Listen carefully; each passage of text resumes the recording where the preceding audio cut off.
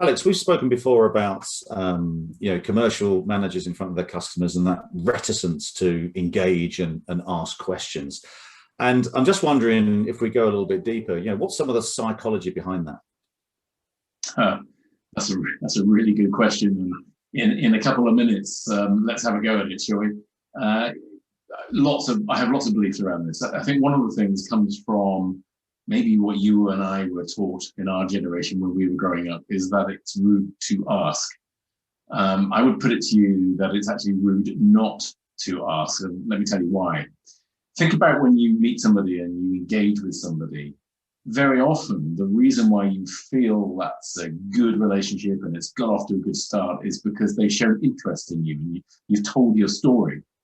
And I truly believe that if you've got good rapport with someone, they are really willing to share with you what's going on in their minds. Now, there may be tactical stuff getting in the way of that, which will force them to hold back on some things, absolutely.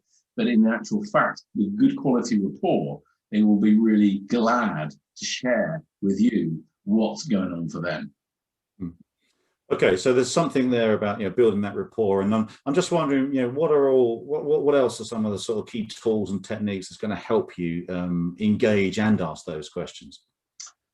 So that's a really good point, because if you think about the way that in our experience, we talked about the 5% club before, which is the very small proportion of commercial managers who do a consistently good job with their customers.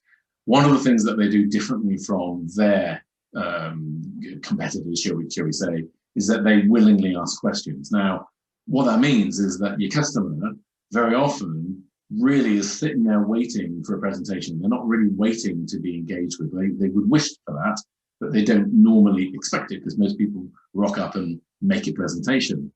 So there's a tool that we teach, you're familiar with, Gareth, called the POST: the purpose, the outcome, the structure, and the timing, which is, if you like, is a grandified agenda, but the S in there, the structure, is a really important part of that, because it signals that up front you'd like to ask some questions, and you can send that out to people in advance, just to signal why you're having the meeting, but also at the beginning of the meeting, just to remind them that you want to ask them some questions up front, and if you like, it gives you permission to do so.